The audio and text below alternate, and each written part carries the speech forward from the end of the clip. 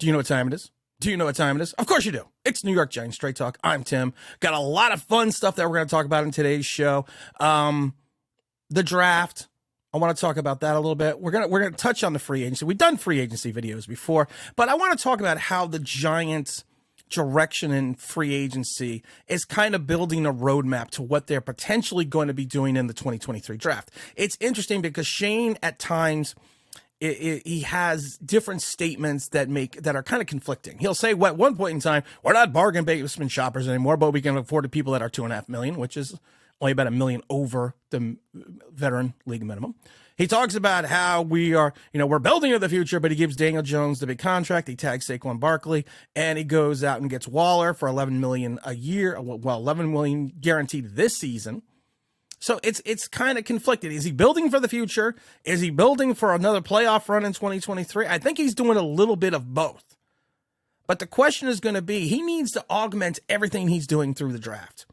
And what he's doing through free agency is going to lead that path to the draft. And that's kind of what we're going to talk about today, and that's kind of what we're going to address today. But there's something else I want to talk about.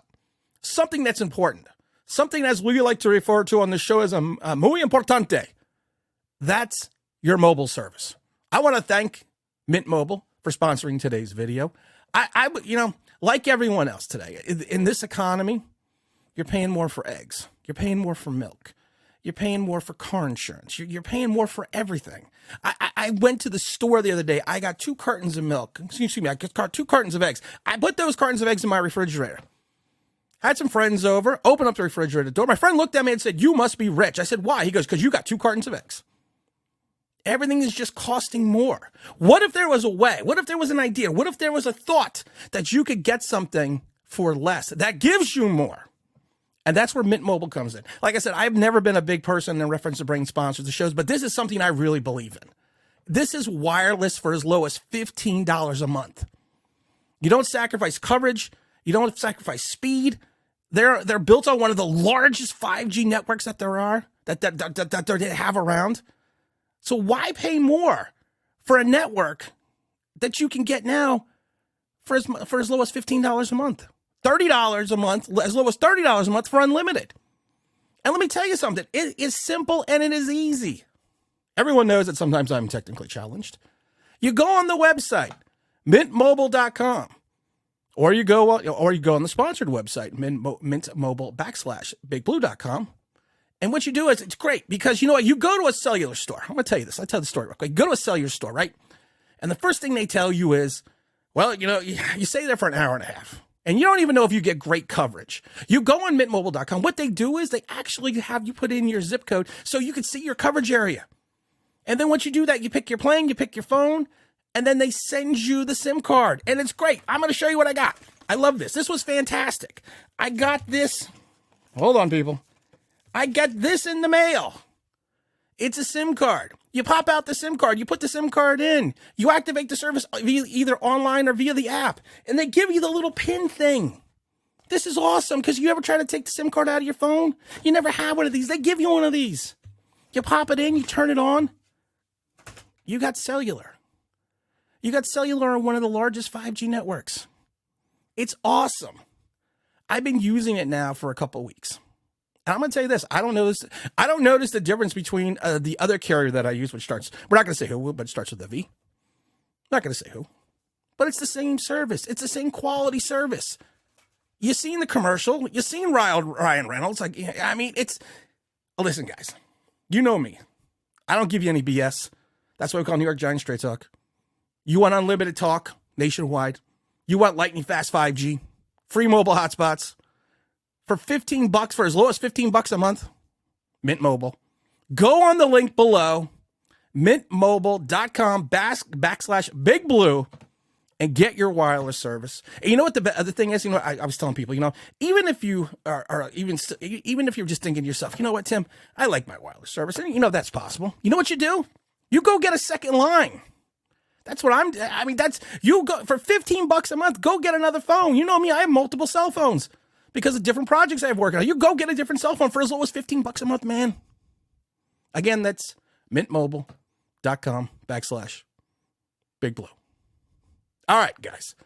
The draft itself The Giants right now, they're building a roadmap. They're building a direction in the draft. You go out and get Bobby. You go give him $40 million. Good off the ball linebacker. We've talked about it before. Has the speed, has the ability to go sideline to sideline, has the ability to cover. 151 tackles. The only downside is his football acclimate is not exactly where it needs to be yet, but it's getting there as he gets more time in the league. So a good pickup, because he can be fooled a little bit. Good pickup. You also you pick up the kid from Tampa, the defensive tackle, depth guy, nice depth guy. And then you also, what do we get? Jeff Smith, the wide receiver of the Jets, another depth piece. You know, not something you look at. And you go out and get Michael Waller. Good piece as well. Good tight end. Wrong side of 30. Only $11 million. That's all it's going to cost you this year. That's the only guaranteed money. The rest is not guaranteed. So you filled in pieces, but you're still lacking 2 guards, probably another wide receiver. Julian Levis probably moving on, so you're lacking a safety. You need a CB2. You need an outside linebacker. You need, like I said, you need at least 2 guards. You need more depth on that defensive end position, a true defensive end. So it's a mixture, and you're not going to get everything to free agency because, like I said before, we just didn't have the finances. And if you don't have the finances, go to mintmobile.com/bigblue and get that phone for as low as $15 a month. So we have to look at the draft. We have to look to build through the draft. And I think now with the Panthers trade with the Bears, I think now there's going to be some interesting players that are going to fall to the Giants. And one of them I look, and if you think about it, this is my thought process. I'm thinking Stroud goes 1. I think Bryce Young goes to the Texans. I think Jalen Carter, even with all of his issues, will still go 3. And I honestly think Will Levis and Anthony Richardson are going 4 and 5. So I have this suspicious feeling that you're going to take 4. You're going to see a run of 4 quarterbacks potentially in the first 5 picks. What that is going to do is that is going to open up the market for different players that the Giants could potentially get in the draft. My thought process is this. You are sitting there with the 25th pick as the Giants. Trade out of the first round. I know a lot of people want to grab the guard from Florida. I think he's like 6'5", 347 pounds. To help on that guard position. And I think he would be there in the latter half, or I should say the early half of the second round. I do think he would still be there. But I think there's ways to get more talent on this team and build up some more draft capital by trading out of that 25th pick and moving lower, or I should say into the early half of the second round. No, I mean, I would probably want to get within the first 10 picks in the second round because I think there's talent the Giants can get and cultivate with those picks. And I think you can get them in the second round. And one of the best things about paying the second round pick is you're paying them second round money. You're paying that 4-year contract. That 4-year contract. You are now lowering that cap space that you have. You are now eliminating the 25th first round pick, that salary slot, and you're picking up potentially 2 second rounders for the price of 1 first rounder. And I think you can find projected talent on both sides of the ball with the early second round picks. Or in the later second round picks. I mean, right now, everyone in my mind is looking at wide receiver, and I do think the Giants are going to go wide receiver. I like Hyatt out of the former Tennessee Volunteer. I think he is a guy that I have. If the run of quarterbacks goes like I think it's going to go, I think he's going to fall out of the first round. I think he'll fall early into the second round. He earned the Biletnikoff Award back in 2022.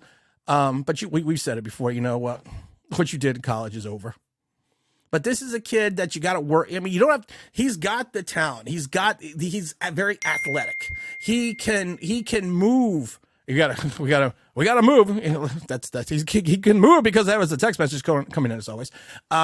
He's explosive. He's athletic. He's a vertical threat. He's elusive. He can break tackles. He's got great hands, or he's got good hands, I should say. He's a dynamic playmaker that the Giants, I think, can get later or earlier in the second round. He's college 6'1", 176. His hands are 9 inches, but he also runs a 4.4 40. You always worry about players that have a little bit of a slender build, but you think about Donovan Smith, Devonte Smith.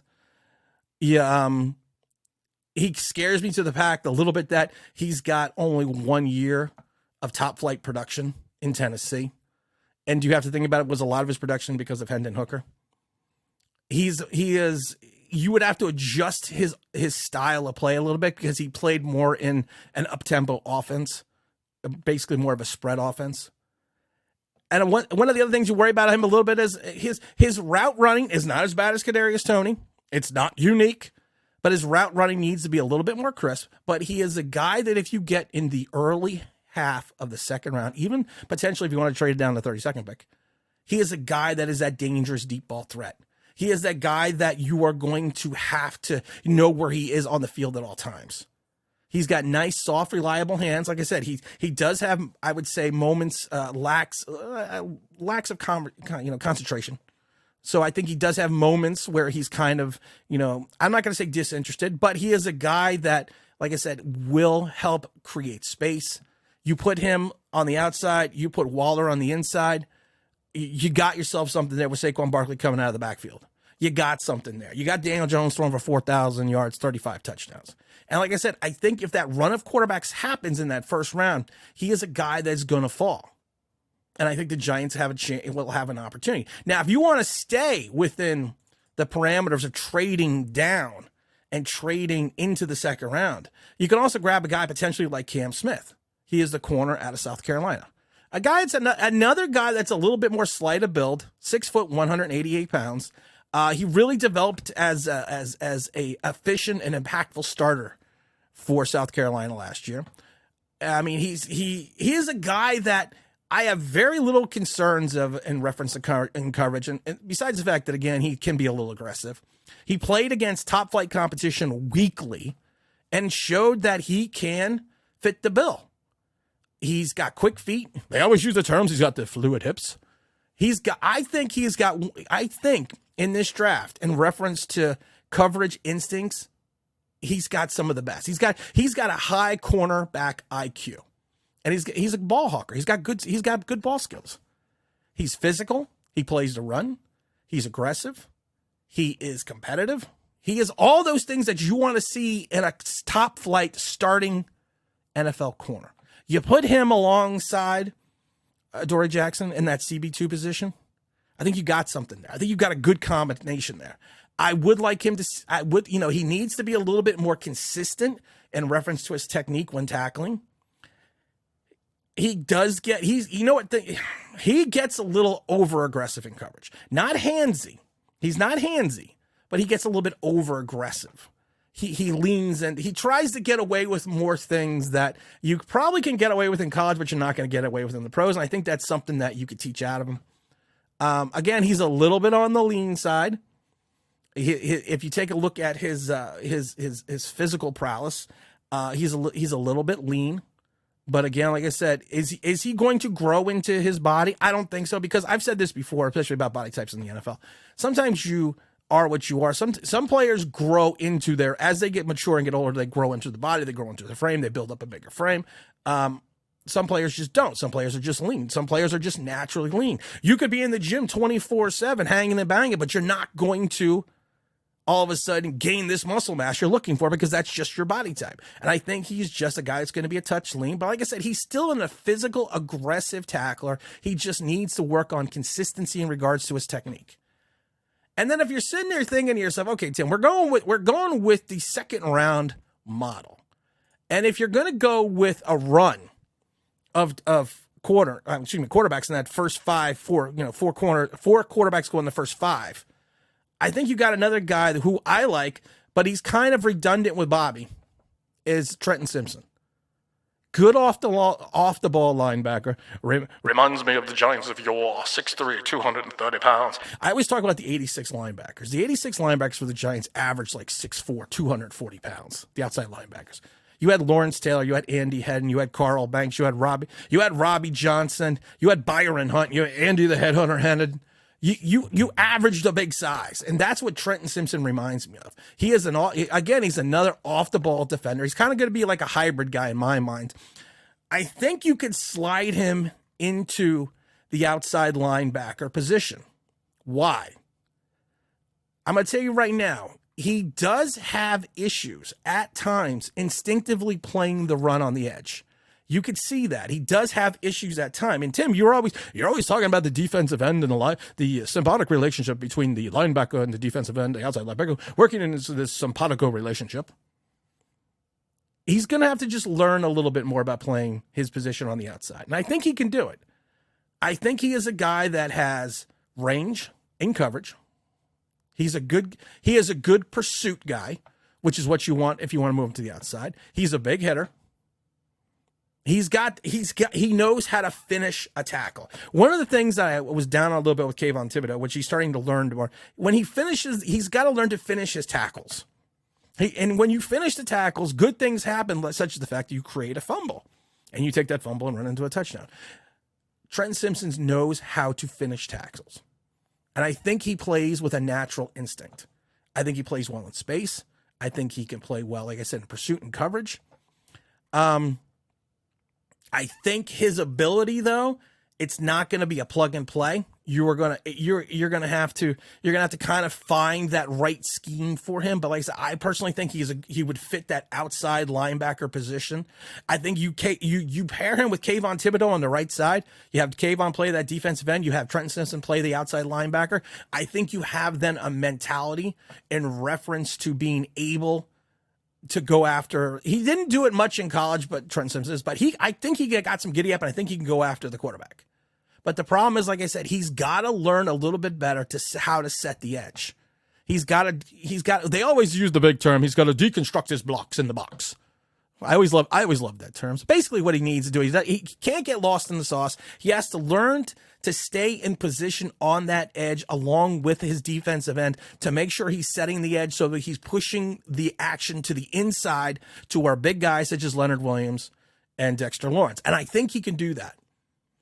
And like I said, if you were setting up a second round model, you're trading out of the first round, you're going to get an early second round pick. You're going to have your pick also in the second round. Maybe you trade up a little bit more. Maybe you take that third and you trade up a little more with your second. I don't know. Maybe you take a sixth and trade up a little bit more in the second round. But I think Trenton Simpson, Cam Smith, and Hyatt are going to be the guys that the Giants could get even later in this draft who can be impactful.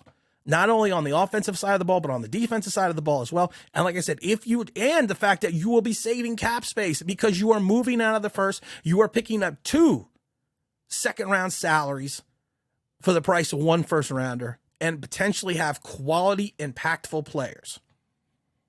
Again, this is just my opinion. I want to thank Mint Mobile. And again, that's mintmobile.com/Big Blue if you want to go change your service or start new wireless service.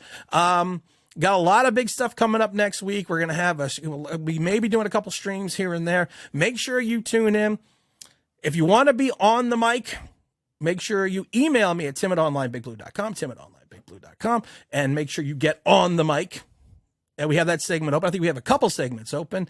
And like I said, this is exciting times. Joe Schoen is moving. He's rocking and rolling. He's trying different things, trying to set this 2023 Giants season in motion. And again, this is Tim. This is New York Giants Straight Talk. And I'm out of here.